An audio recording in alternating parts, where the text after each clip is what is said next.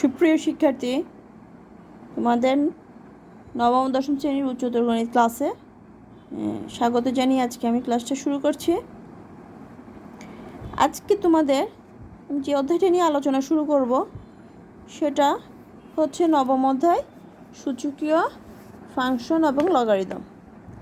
এই অধ্যায়ের যে সূত্রগুলো এগুলো তোমরা নবম শ্রেণীর 4.1, 4.2 এই অনুশীলনীগুলোতে ব্যবহার করে এসেছ।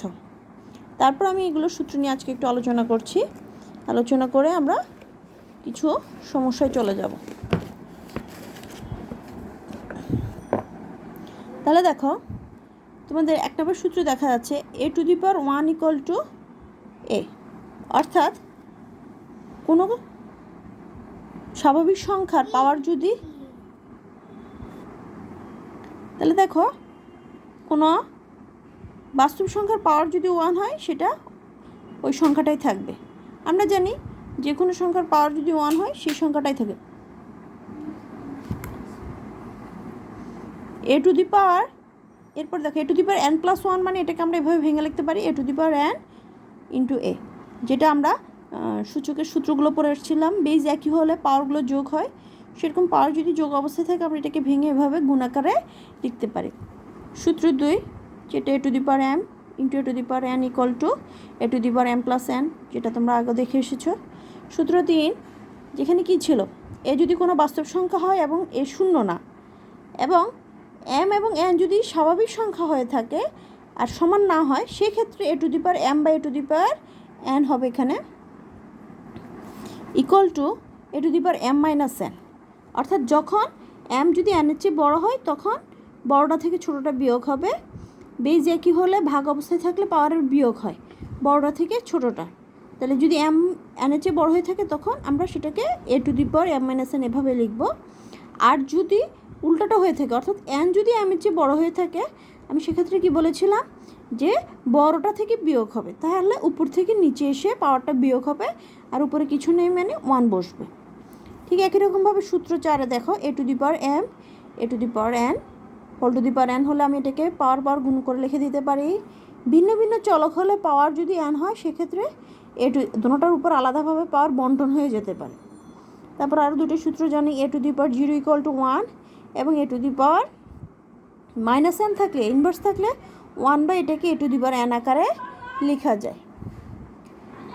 এরপর দেখো এখানে আমরা একটা নতুন সূত্র দেখব, সেটা হচ্ছে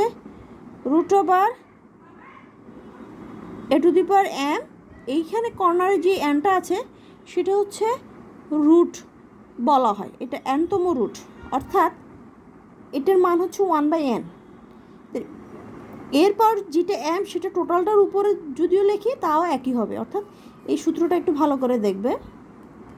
আমরা এটাকে যদি এভাবে প্রকাশ করি, যেমন ভিতরে যদি কিউব হয়, এখানে যদি 5 থাকে, তাহলে এটাকে আমরা কিভাবে লিখতে পারি, a⁴1/5, অর্থাৎ a⁴3/5 যে কথা। আর যদি আমি লিখি √5 এটা বলতে গেলে যে কথা বোঝাচ্ছে সেটা হচ্ছে একই।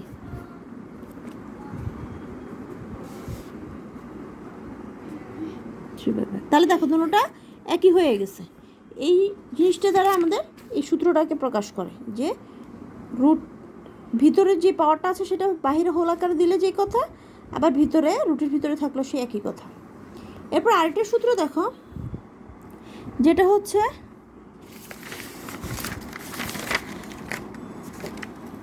a0 m/n = p/q হলে √n a⁴m =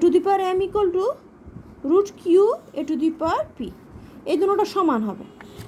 এখানে তোমরা দেখতে পাচ্ছ m/n = p/q, তাহলে m/n যদি p/q হয়, তাহলে আমাদের সূত্রের যে লেফট হ্যান্ড সাইডে সেটা হচ্ছে √n a⁴m।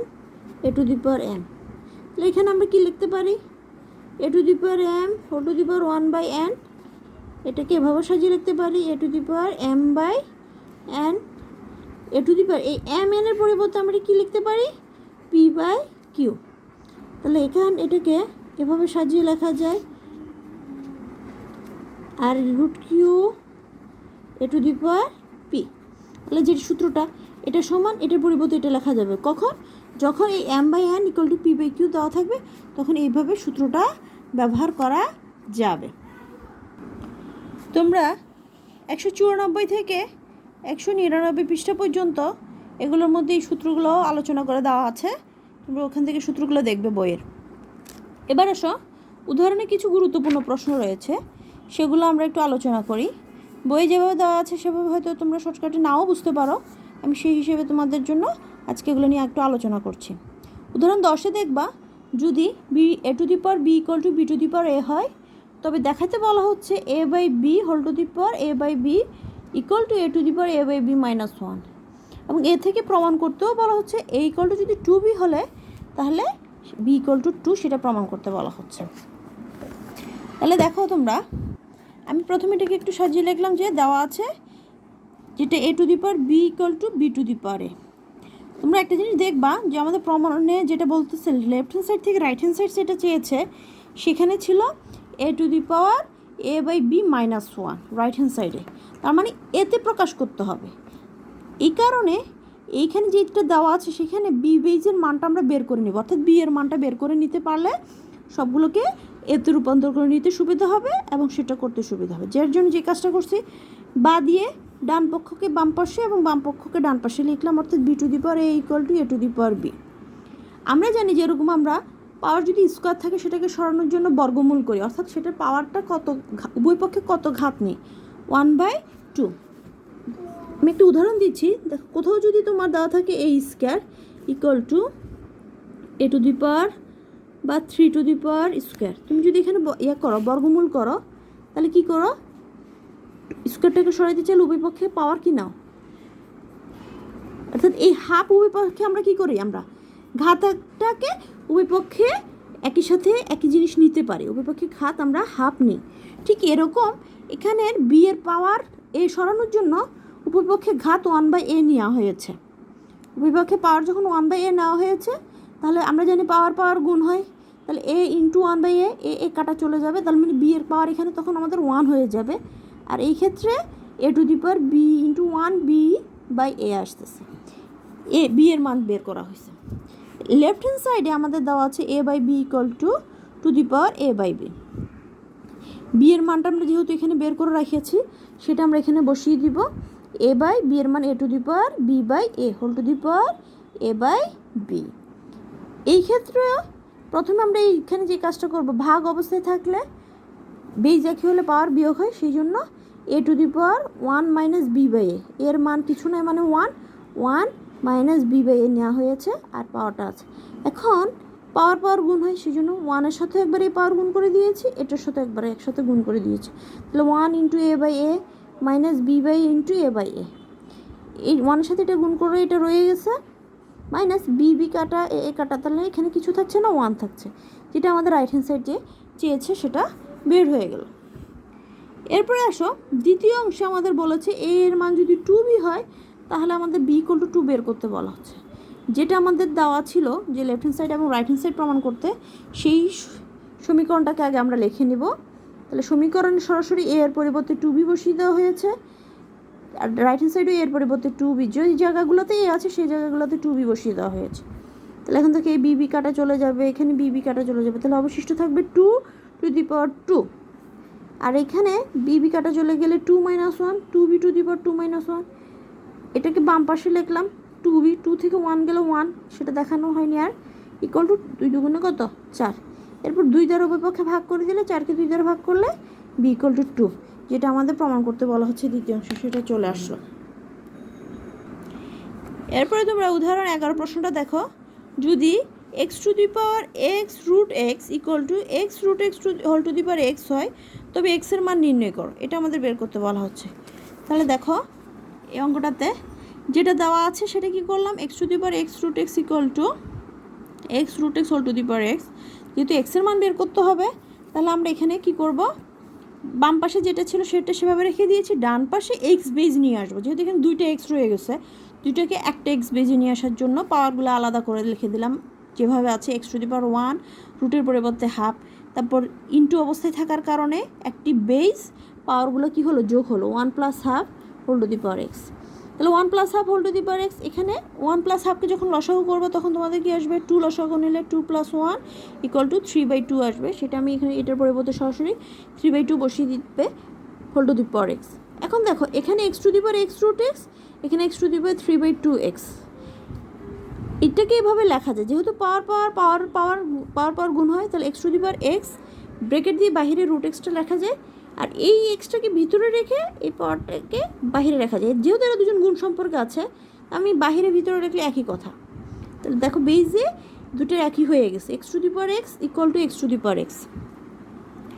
আমরা জানি বেজ একই হলে পাওয়ার সমান হয়, তাই রুট এক্স ইকুয়াল টু 3/2 লেখা যায়। এখন এই রুটটাকে সরানোর জন্য উভয় পক্ষে আমায় বর্গ করে দেওয়া হলো, root X whole square equal to 3/2 whole square, square root কাটা চলে গেছে, বাকি থাকে 3 × 9 2 × 4, যেটা আমাদের এক্সের মান বের করতে বলা হচ্ছে। আশা করি সবাই এটা বুঝতে পারছো। এরপরে চলে যাব আমরা উদাহরণ 12তে। এরপরে 12 নম্বর উদাহরণটাতে প্রশ্নটাতে দেখো, যদি A to the power X equal to B to the power equal to C to the power Z এবং B square equal to AC হয়, তবে প্রমাণ করতে বলছে 1/x plus 1/z equal two 2/y। তাহলে এই প্রশ্নের ক্ষেত্রে দেখো যেগুলো দেওয়া আছে সেই দুটো কী কী ছিল, A to the power X equal to B to the power Y equal to C to the power Z এবং B square equal to AC. আমরা এই তিনটা যে সমান দেওয়া আছে সেটাকে থেকে ব্যবহার করে আনবো। কী করবো দেখো, এখানে বি এর ইকুয়াল টু এসি দেওয়া আছে, তাহলে ডান পাশে এ এবং সি, উপরের এটা থেকে যদি এ কেও বি এর মাধ্যমে প্রকাশ করে নিই, সি কেও বি এর মাধ্যমে প্রকাশ করে নিই, তাহলে আমাদের জন্য কাজটা অনেক সহজ হয়ে যাবে। সেই জন্য আমরা এটাকে লিখতে পারি, যেহেতু তিনোটা সমান, তাহলে A to the power X equal to B to the power Y লেখা যায়। এখান থেকে এ এর মানটা বের করলাম, এখানে একই কাজ করলাম, এক্স সরানোর জন্য উভয় পক্ষে ঘাত 1/x নেওয়া হলো, তাহলে এই এক্স এক্স কাটা চলে যাবে, বাকি থাকবে শুধু এ, আর এখানে আসতেছে y/x। ঠিক একই রকমভাবে সি একেও বি এর মাধ্যমে প্রকাশ করার জন্য C to the power Z equal to B to the power Y, উভয় পক্ষে ঘাত 1/z না হলো, তাহলে C to the power Z whole to the power 1/z equal to B to the power Y whole to the power 1/z। ঘাত 1/z না হলো, এই শুধু সি এর ঘাত পাওয়ার জেডটা সরানোর জন্য, এই ক্ষেত্রে জেড চলে যাবে, শুধু সি থাকলো, আর এই পাশে y/z আসলো। তাহলে এখন দেখো এটাও বি এর মাধ্যমে প্রকাশ হলো, সিটাও বি এর মাধ্যমে প্রকাশ হয়ে গেল। দ্বিতীয় যেটা দেওয়া আছে B square equal to AC, সেক্ষেত্রে আমরা ডান পাশে এ এবং সি এর পরিবর্তে মানগুলো বসিয়ে দিব। এর পরিবর্তে মান বসানো হলো B to the power y/x, C এর পরিবর্তে মানটা বসানো হলো B to the power y/z। এখন এটা পুরোটাকে বাম পাশে লিখলাম, আমরা জানি গুণ অবস্থায় থাকলে বেজ একই হলে পাওয়ার যোগ হয়, তাহলে বি লেখে y/x plus y/z equal to, এটা ডান পাশে নিয়ে গেলাম B to the power 2। Base একই হলে পাওয়ার সমান হয় দিয়ে এটা আমরা লিখলাম y/x plus y/z equal to 2। তাহলে এখানে দেখো উভয় পক্ষে এখন যদি y দ্বারা আমরা ভাগ করে দিই, এই পাশে y কাটা চলে গেলে 1/x 1/z equal two 2/y, যেটা আমাদেরকে প্রমাণ করতে বলা হচ্ছে। তোমরা এভাবে উদাহরণ 13, 14, 15 এই তিনটাও দেখবে, ওগুলো ভালো করে একটু করে দেখবে, ওগুলো সহজ আছে, ওগুলো জেনারেল ম্যাথের নিয়মে করবে। তাহলে সবাই সুস্থ থাকবে, ভালো থাকবে, আল্লাহ হাফেজ।